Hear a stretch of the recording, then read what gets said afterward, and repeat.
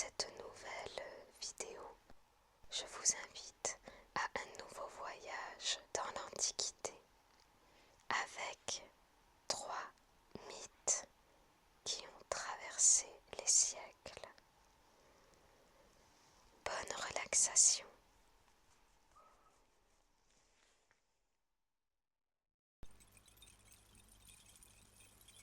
Artémis, déesse de la chasse et de la lune, fille de Zeus et de Léto, sœur jumelle d'Apollon. La biche et le sanglier lui sont consacrés. Artémis a les cheveux noués et la robe retroussée, maintenue par une ceinture. Ses jambes sont nues et ses pieds chaussés de brodequins légers. Elle porte son carquois sur l'épaule et tient son arc à la main. Ses chiens la suivent. Souvent, une biche l'accompagne. Un croissant de lune est posé sur sa tête en guise de diadème.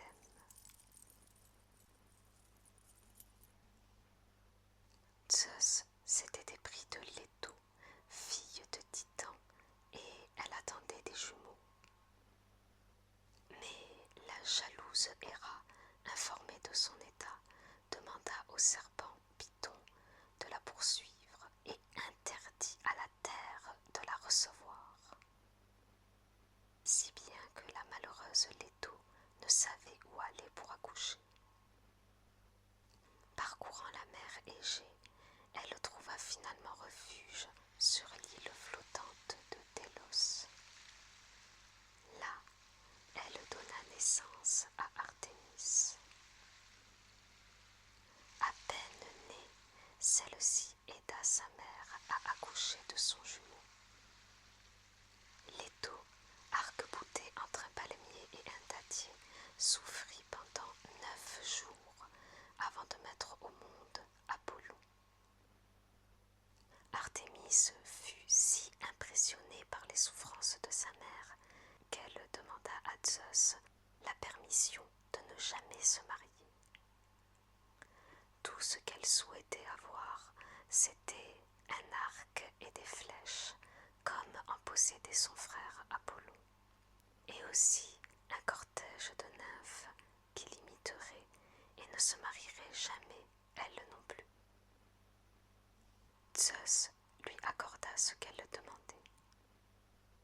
Artémis s'installa au milieu de la forêt. Elle possédait un char doré tiré par 4 biches blanches. Le soir, ces nymphes les dételaient, les lavaient de la tête aux pieds et les emmenaient se désaltérer dans des abreuvoirs d'or et se nourrir dans les mêmes prairies que les chevaux de Zeus. Artémis adorait la chasse.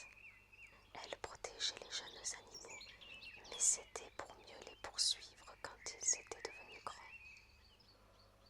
Sauvage et indifférente comme peut l'être la nature, elle se montrait parfois cruelle. Elle le fut avec Actéon. Actéon était le petit-fils d'Apollon, mais c'était un mortel. Son passe-temps favori était la chasse et il s'y livrait chaque fois qu'il le pouvait. Un jour qu'il faisait très chaud, il dit au jeune homme qui l'accompagnait: « Arrêtons-nous, nous avons déjà tué beaucoup d'animaux. Le soleil brûle, voyez comme la terre est desséchée. Nos chiens n'ont plus de souffle et nous-mêmes, nous n'en pouvons plus. Reposons-nous et demain matin, nous reprendrons notre chasse. » Ses compagnons l'écoutèrent et s'assirent à l'orée d'un bois. Actéon s'éloigna, souhaitant profiter de l'ombre et de la fraîcheur des arbres. Il grimpa le long des sentiers, escalada des rochers, sauta par-dessus des ruisseaux,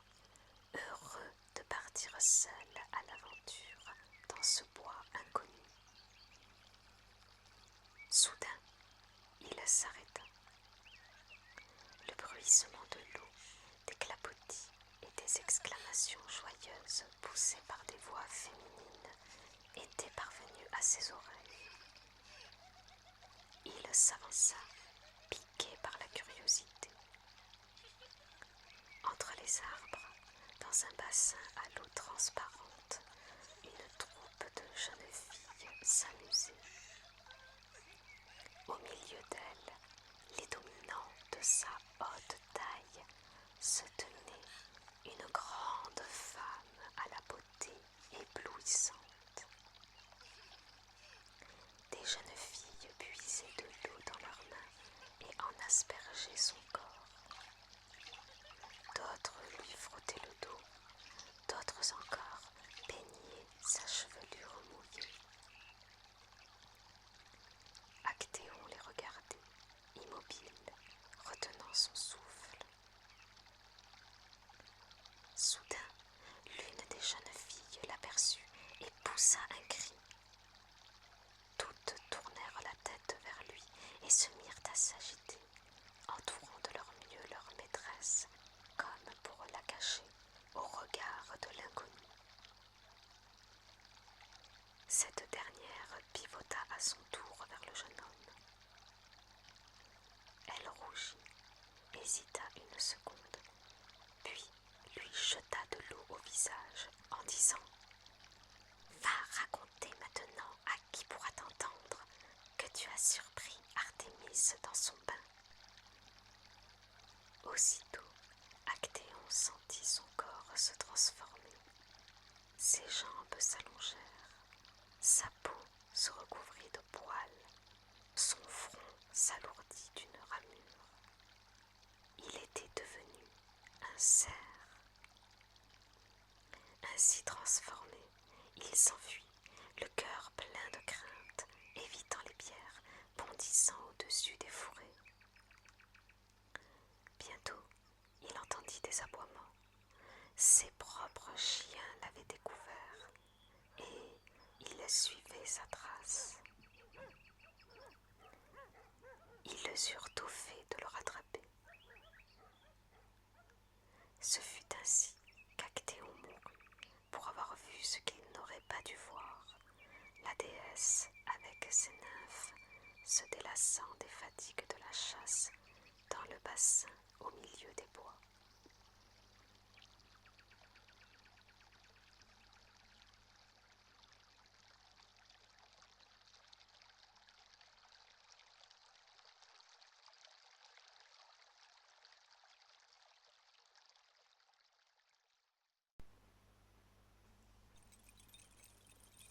Apollon, dieu de la lumière, de la prophétie, de la poésie et de la musique, protecteur des troupeaux, fils de Zeus et de Leto, frère jumeau d'Artémis.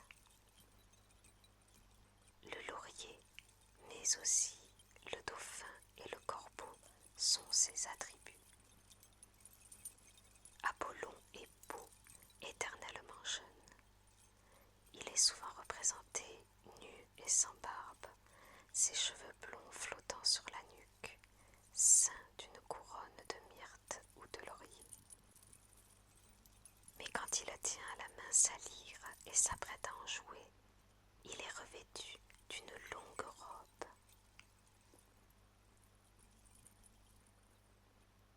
Peu de temps après sa naissance, Apollon reçut dans l'Olympe un arc et des flèches en cadeau. Il se dirigea aussitôt vers la Grèce et parvint à Delphes, au pied du mont Parnasse. Là se cachait l'affreux serpent Python qui avait poursuivi Leto alors qu'elle l'attendait. Pour venger sa mère, Apollon saisit son arc et, d'une seule flèche, tua le monstre. Comme il avait appris l'art de la prophétie, il s'installa à Delphes et la prêtresse qu'il inspirait pour qu'elle prédise l'avenir fut appelée la Pythonis en souvenir du serpent.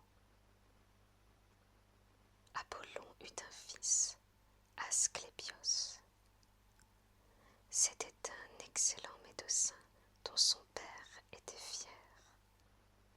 Non seulement il guérissait les malades, mais il alla jusqu'à ressusciter des morts.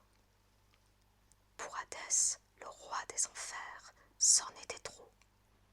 Voyant le nombre de ses sujets diminuer, il se plaignit auprès de Zeus. « Comment ?»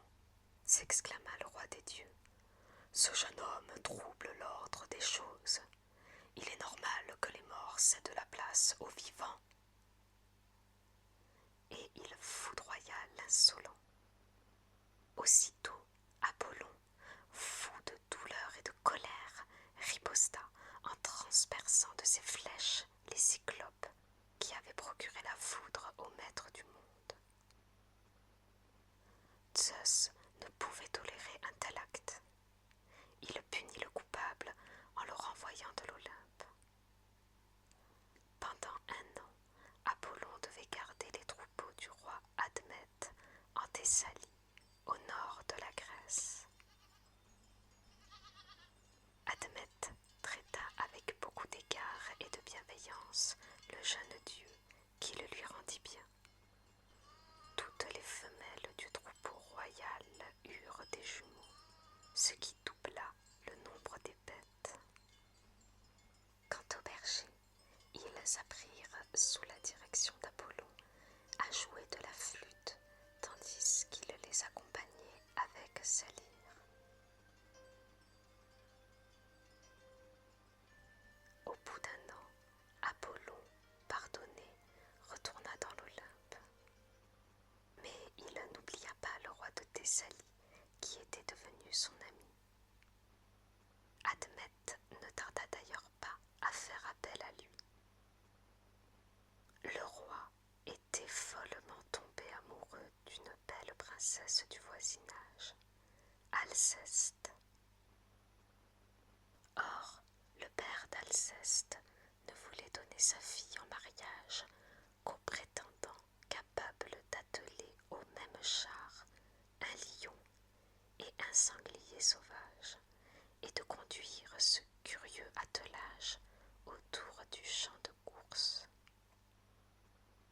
Un homme ne pourra jamais réussir un tel exploit, se dit Admète. Un homme, non, mais un dieu. Apollon survint aussitôt et réussit à dompter les bêtes qui se placèrent docilement sous le joug. Il assista aux noces d'Alceste et Admète et, à cette occasion, obtint pour celui-ci de Zeus une faveur spéciale. Le jour où la mort viendrait le prendre, Admète pourrait être sauvé, mais il faudra que quelqu'un l'aime assez pour accepter de mourir à sa place.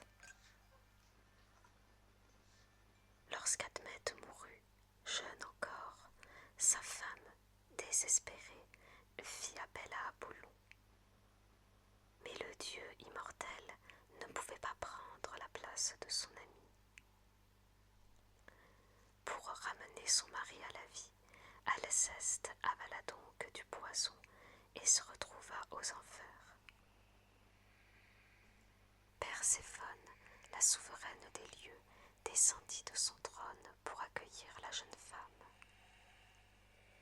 « Ton amour pour Admète est admirable, s'écria-t-elle. Mais je ne trouve pas juste qu'une femme meure à la place de son mari. Va, retourne sur la terre et profite de la lumière avec lui. » Admète et Alceste, réunis, vécurent encore de longues années et n'oublièrent jamais d'honorer Apollon, auquel ils devaient leur bonheur.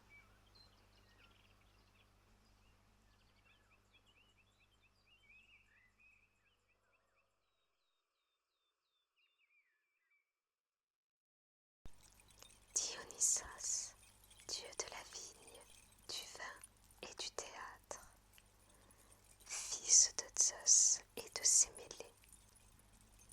Il tient d'une main le thyrse, longue baguette entourée de feuilles de vigne et de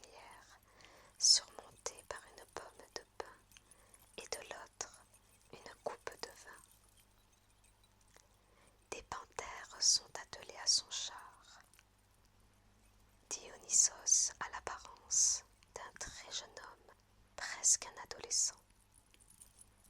Des pampres ornent ses cheveux longs.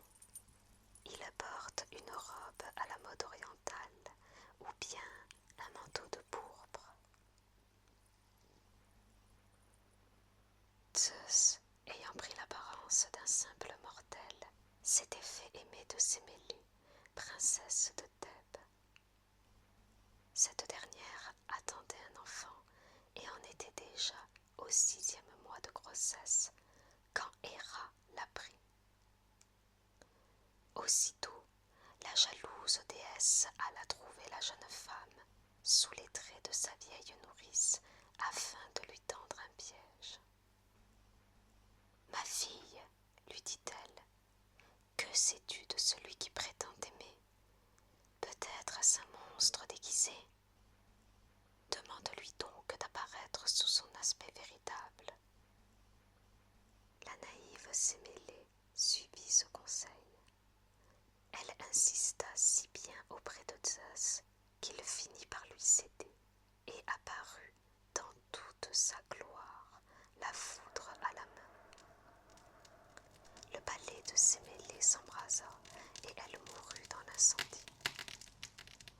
Mais Hermès sauva le bébé et l'enferma dans la cuisse de Zeus, où il demeura 3 mois avant de naître.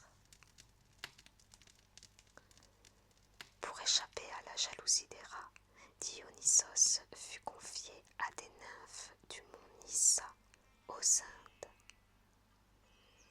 Elles prirent soin de lui, le dorlotèrent et le nourrirent de miel. Quand il fut plus grand, les muses se chargèrent de son éducation, aidées par Silène, un joyeux vieillard, souvent ivre, mais sage et savant quand il n'avait pas bu. Sur les pentes du mont Nyssa, couvertes de vignobles, Dionysos apprit à faire du vin. Il partit alors à la conquête du monde, en Égypte, en Asie et en Europe.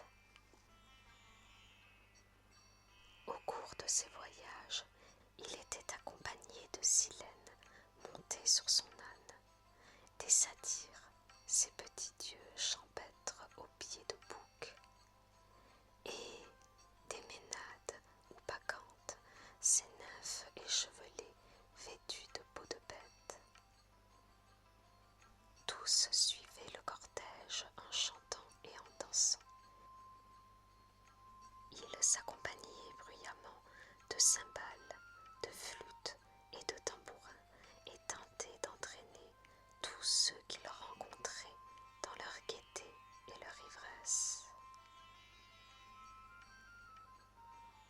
Partout où il passait, Dionysos établissait son culte et apprenait aux hommes à cultiver la vigne. On donna en son honneur des représentations théâtrales. C'est pourquoi on le considère comme le dieu du théâtre. Cependant, beaucoup d'hommes ne reconnaissaient pas sa divinité. Dionysos alors se vengeait d'eux cruellement. Mais il pouvait aussi se montrer indulgent, comme en témoigne l'histoire du roi Midas. Un jour, alors que la joyeuse troupe voyageait en Asie mineure, Silène, sans s'en rendre compte, tant il était ivre, quitta le cortège. Après avoir erré quelque temps, il finit par s'assoupir dans les jardins entourant le palais du roi Midas. Les jardiniers le découvrirent, profondément endormi au beau milieu des roses. Un peu plus loin paissait son âne. Ils le réveillèrent, l'enchaînèrent avec des guirlandes de fleurs et le conduisirent à leur maître.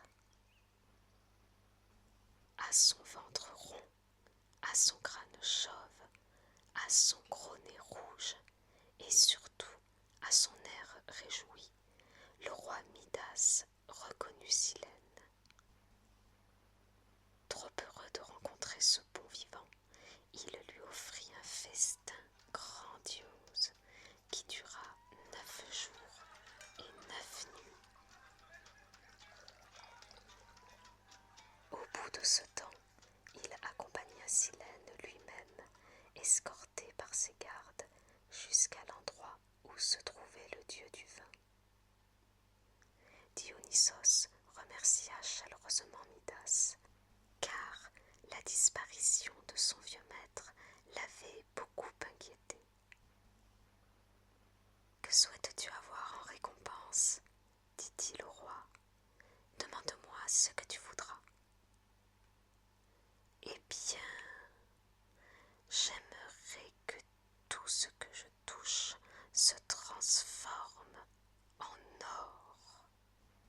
Ainsi, je deviendrai l'homme le plus riche du monde, » répondit Midas sans hésiter. Le dieu eut un air amusé. « Si c'est vraiment ce que tu veux. » Midas effleura alors une branche de pin qui, tel un bijou, étincela au soleil. Ravi de son nouveau pouvoir, il s'éloigna. Au fur et à mesure qu'il avançait sur le chemin, le sable, les cailloux, les feuilles, les fleurs, tout se métamorphosait en or. Il n'avait plus qu'à demander aux gardes de son escorte de les cueillir ou de les ramasser. Mais lorsqu'il rentra dans son palais et qu'il se mit à table, les sièges, la nappe, la vaisselle devinrent de métal, ainsi que les boissons et tous les aliments dès qu'il touchait ses lèvres. Midas avait beau avoir faim et soif, il lui était impossible de se nourrir. Était-il condamné à mourir? Il s'adressa à Dionysos qui, gentiment, accepta de revenir sur le don qu'il lui avait fait. « Si tu veux t'en débarrasser, va te laver dans le fleuve Pactole, » lui conseilla-t-il. Le roi s'empressa d'obéir, et, depuis ce